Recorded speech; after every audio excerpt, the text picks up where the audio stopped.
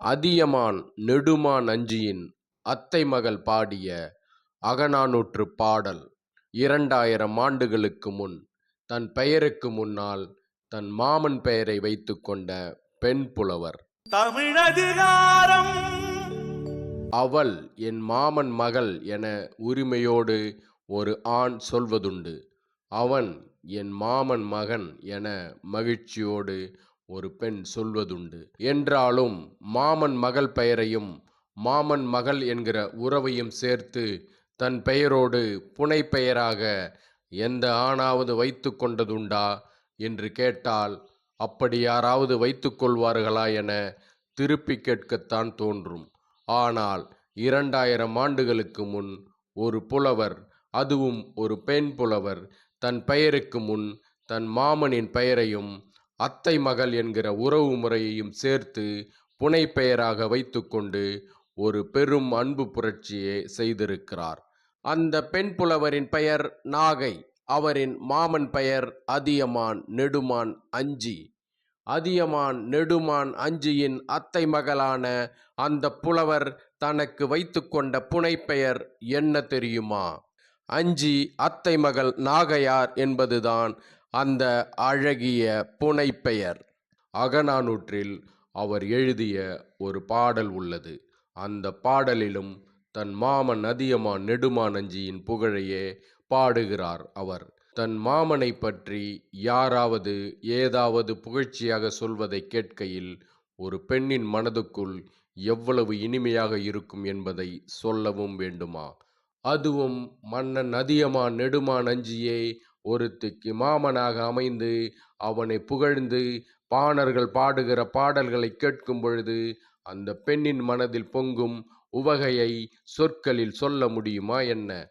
அப்படி தன் மாமன் அதியமான் நெடுமான் அஞ்சியின் புகழை ஒரு பாணர் அழகான பண் அமைத்து பாடுவதை அந்த புலவர் கேட்டு அது எத்தகைய இனிமையை அவளுக்கு அளித்தது என்பதை விவரித்து அந்த புலவரை எழுதிய பாடல் ஒன்று அகநானூற்றில் உள்ளது. தலைவி தன் தோழியிடம் சொல்வதாக அமைந்த அழகிய பாடல் அது. தோழிதான் தலைவிக்கு அந்த தலைவனை அறிமுகப்படுத்துகிறாள். தலைவனும் தலைவியும் காதல் வயப்பட்டு களவு வாழ்வு வாழ்ந்து திருமணம் செய்து கொண்டு கற்பு வாழ்க்கையில் அடியெடுத்து வைக்கப் போகும் நிலையில் அந்த தலைவனை தனக்கு அறிமுகம் செய்து வைத்ததற்காக தோழிக்கு நன்றி சொல்வது போல அமைந்த பாடல் அது. இத்தகைய நல்ல ஆண்மகனை, இவ்வளவு அன்பான ஆண்மகனை எனக்கு அறிமுகப்படுத்தியதற்காக உனக்கு நன்றி தோழி.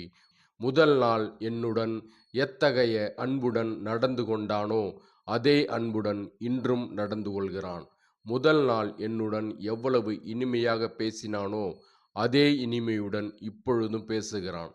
இதையெல்லாம் நினைத்து பார்க்கும் பொழுது என் மனதுக்குள் பொங்கும் உவகையானது அதியமான் நெடுமான் அஞ்சியின் புகழை பாணர் ஒருவர் பாடுவதை கேட்கையில் மனதுக்குள் பொங்கும் உவகைக்கு இணையானதாக இருக்கிறது தோழி என மகிழ்ச்சியோடு தன் தோழிக்கு நன்றி சொல்கிறாள் தலைவி.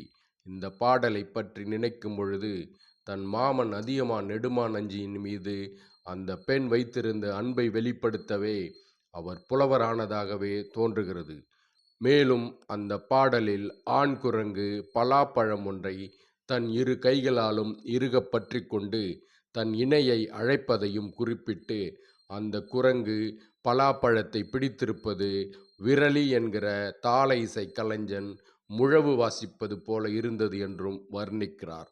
முழவு என்கிற தாள இசை கருவி பலாப்பழம் போன்ற வடிவிலேயே இருக்கும்.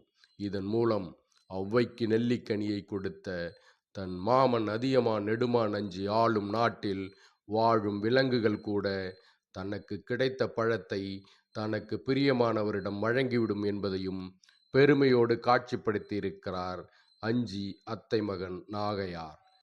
இவர் தனக்கு வைத்து கொண்ட பெயரே 2000 ஆண்டுகளுக்கு முன் தமிழ் மக்களின் உறவு முறையில் தழைத்தோங்கிய அக வாழ்க்கை எத்தகைய சிறப்புடன் இருந்தது என்பதற்கான எடுத்துக்காட்டாகும். முடவு முதிர் பலவின் என தொடங்கும் இந்த பாடல் அகநானூற்றில் 352வது பாடலாக உள்ளது.